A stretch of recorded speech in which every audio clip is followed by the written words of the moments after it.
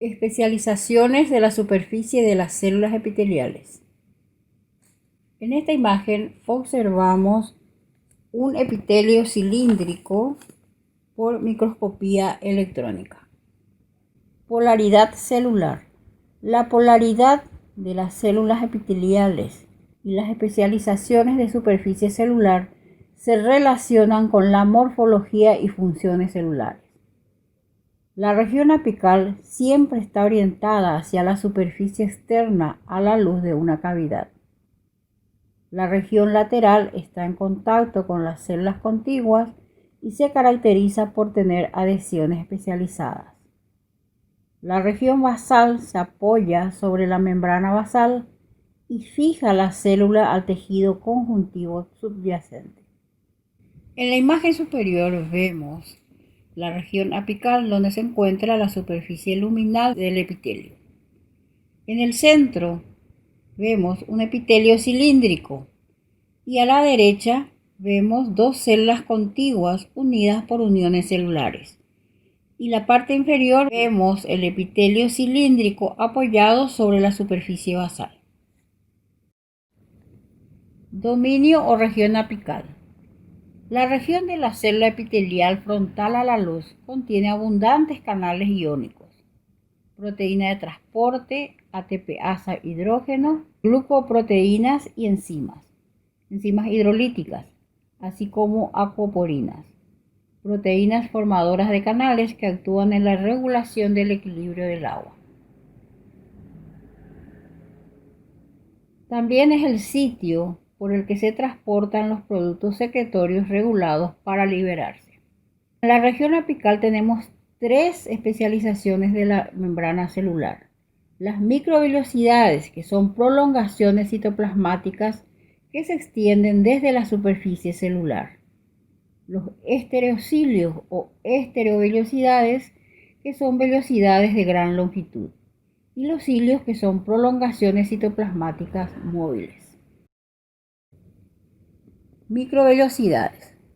Cuando se observan mediante microscopía electrónica, las células epiteliales cilíndricas y cuboidales de absorción muestran microvellosidades estrechamente agrupadas, que son proyecciones cilíndricas unidas a la membrana del citoplasma que surgen de la superficie apical luminal de estas células.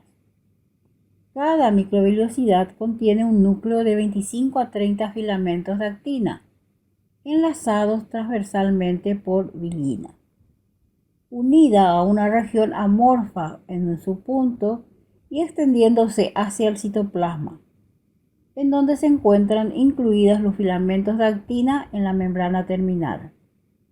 La membrana terminal es un complejo de moléculas de actina y espectrina y también de filamentos intermedios localizados en la corteza de las células epiteliales. A intervalos regulares se encuentra miosina 1 y calmodulina, que conectan los filamentos de actina a la membrana plasmática de la microvellosidad y le proporcionan apoyo. A la derecha tenemos una imagen de microvellosidades unidas a una célula epitelial. Y a la izquierda tenemos una vellosidad rodeada por plasmalema. En el centro de la vellosidad se encuentran filamentos de actina que están entrelazados transversalmente con vilina y a partir de ahí desciende hacia la parte inferior donde se observa actina enlazada por espectina. Por debajo, filamento intermedio que sirve de apoyo. Estereocilios o estereovellosidades. Los estereocilios, que no deben confundirse con los cilios, son microvellosidades largas que solo se encuentran en el epidídimo y en las células piliformes sensoriales de la cóclea, oído interno. Se piensa que estas estructuras inmóviles son extraordinariamente rígidas por su núcleo de filamentos de actina. A la derecha vemos células sensoriales del oído. En el extremo superior de la imagen vemos un heterocilio con un centro de filamentos de actinas que se unen entre sí por fimbrinas y al plasmalema por ersina.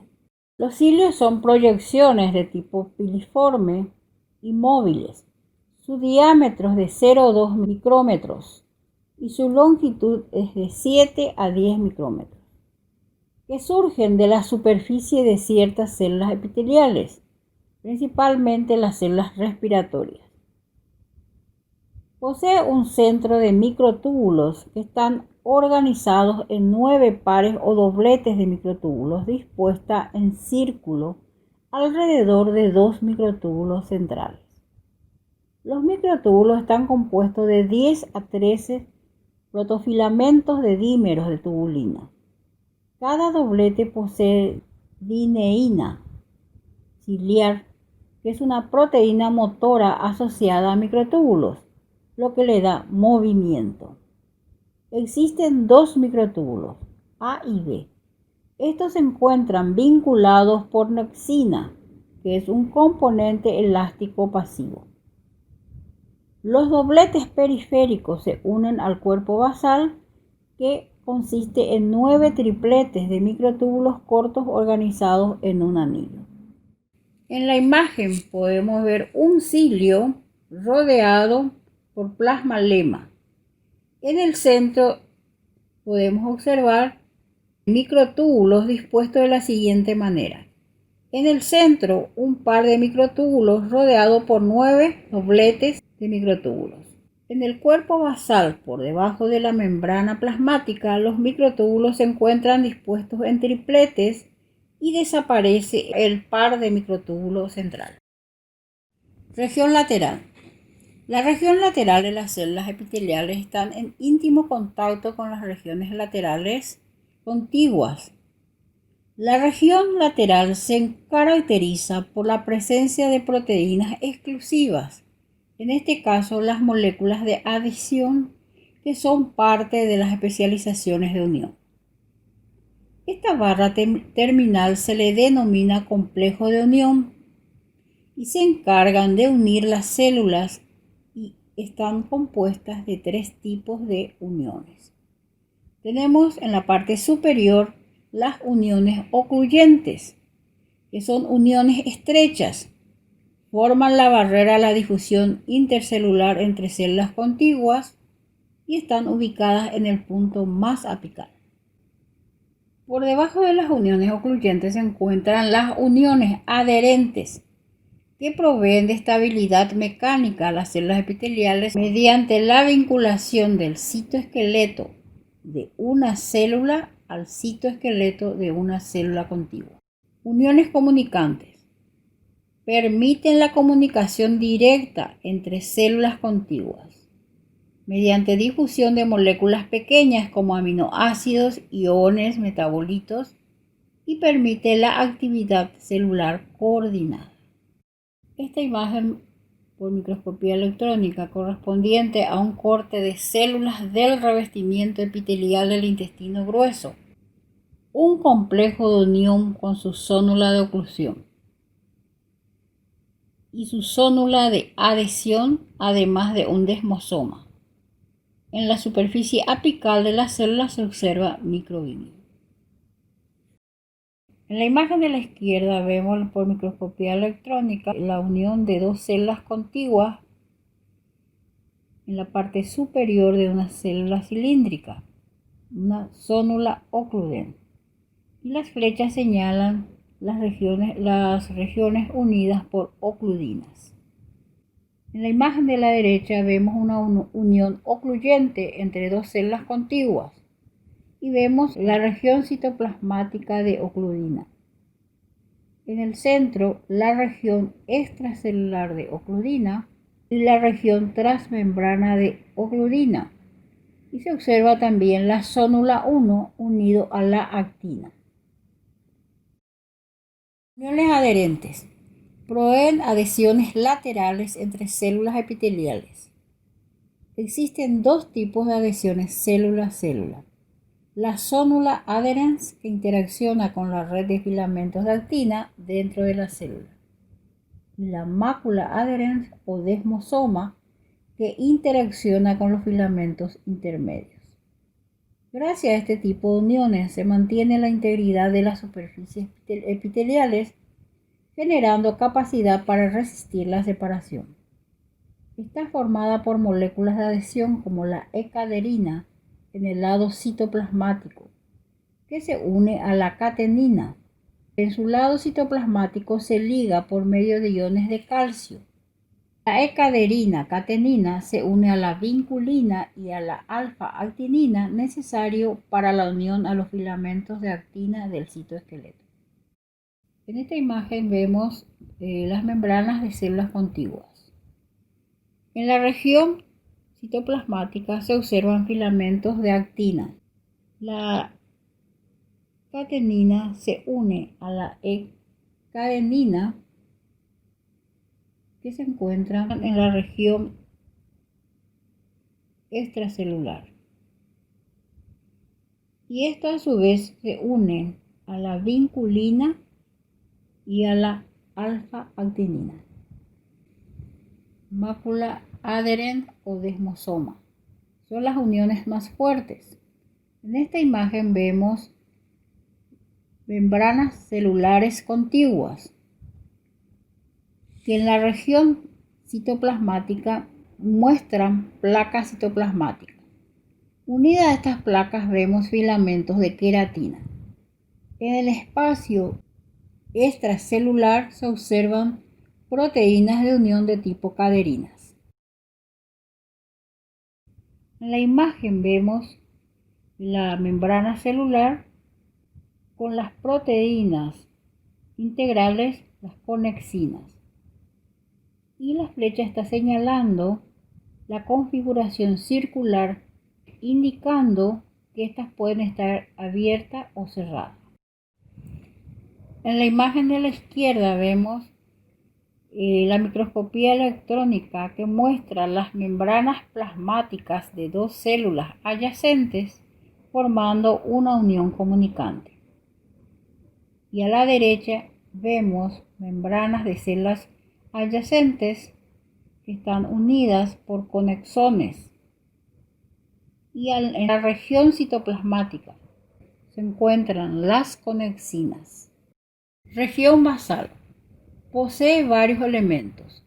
Membrana basal ubicada junto a la superficie basal de las células epiteliales. Uniones célula-matriz extracelular que fijan la célula a la matriz extracelular. Repliegues de la membrana plasmática.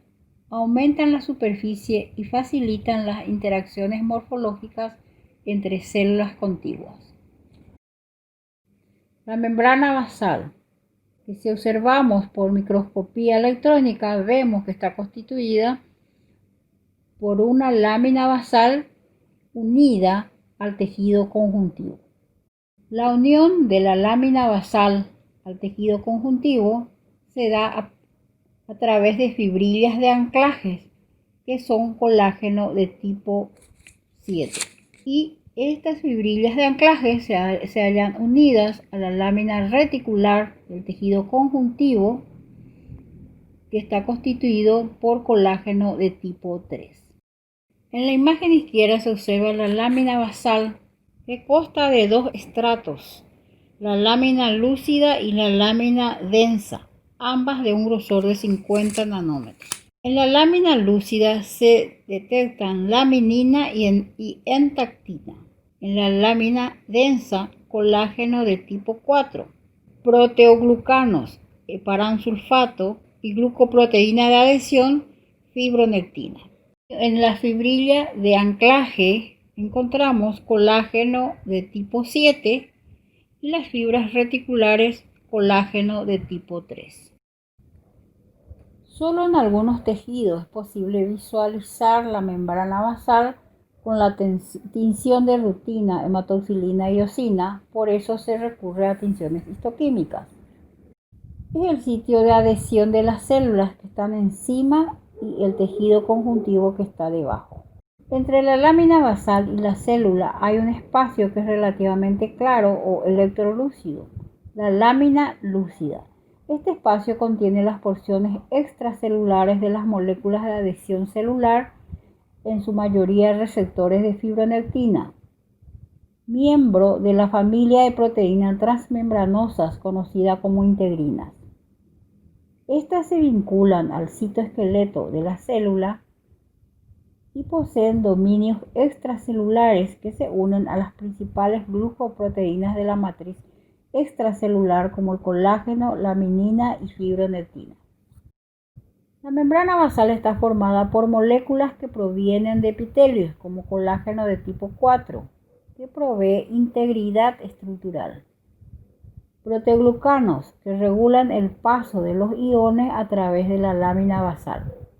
Y la laminina que atraviesa la lámina lúcida para unir la lámina basal con las integrinas de la región basal de las células epiteliales suprayacentes. Entactina y fibronectina tienen sitios de fijación para todos los componentes de la lámina basal.